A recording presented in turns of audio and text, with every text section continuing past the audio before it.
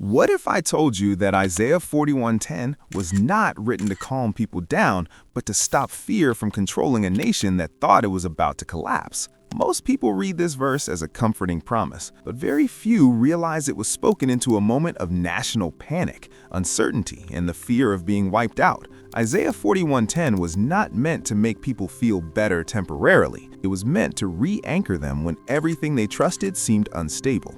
Isaiah 41:10 did not come into existence during a peaceful or hopeful time in Israel's history. It was spoken when Israel was facing the growing threat of powerful empires, the fear of exile, and the possibility of losing their land, identity, and future. The nation felt weak, outnumbered, and unsure whether God was still with them. Many believed their enemies were too strong and that the future was already decided. It was into this atmosphere of fear and uncertainty that God spoke through the prophet Isaiah. In Isaiah chapter 41, God addresses a people who were constantly comparing themselves to surrounding nations. Assyria and Babylon appeared unstoppable, and Israel felt insignificant in comparison. The people were interpreting reality based on what they could see. They saw danger, instability, and loss. God responded by shifting their focus away from visible threats and back to his presence. He did not deny the danger. He redefined who held authority over it. When God says, "Do not fear, for I am with you," he is not offering emotional reassurance. He is issuing a command rooted in covenant relationship. The fear Israel experienced was real, but God's presence was more real. Fear was rising because the people were measuring the future without factoring in who stood with them. God begins by reminding them that they are not facing anything alone.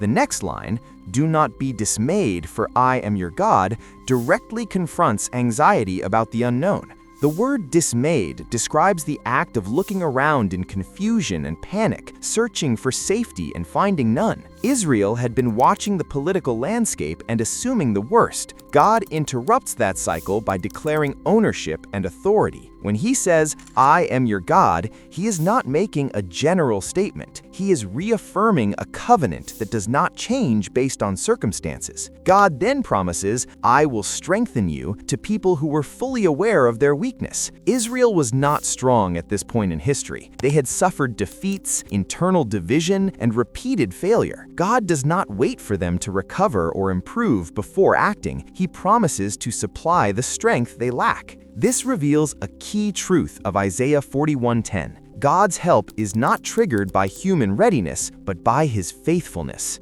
The statement, "I will help you," carries special meaning in this historical context. Israel had often turned to alliances with other nations out of fear, believing human partnerships would save them. Those alliances had failed repeatedly. God now makes it clear that real help does not come from strategy, power, or politics. It comes from him.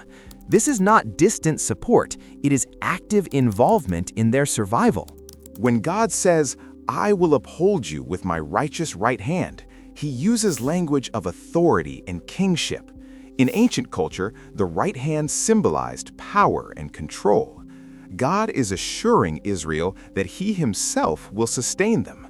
The word righteous does not refer to Israel's moral success.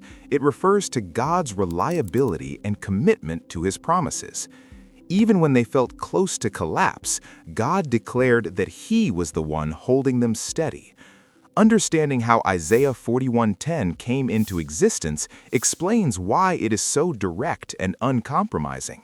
It was not written as poetic encouragement. It was spoken to stop fear from spreading and destabilizing an entire people.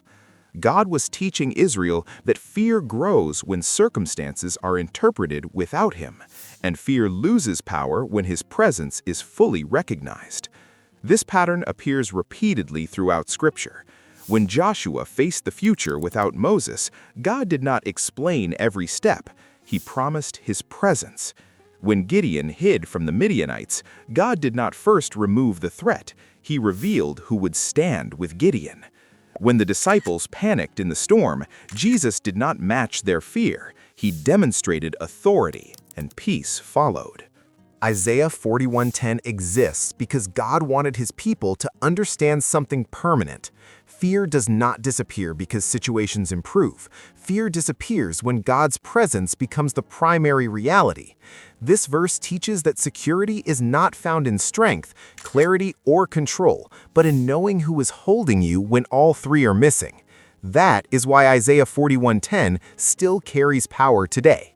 It was born in fear, spoken into uncertainty, and grounded in covenant faithfulness. It does not promise a life without threats. It promises a God who does not leave when threats appear. And that is what ultimately makes fear powerless. If this opened your eyes to the real power of Isaiah 41:10, hit that like button. Subscribe to Jesus Undefeated for more truth that sets you free.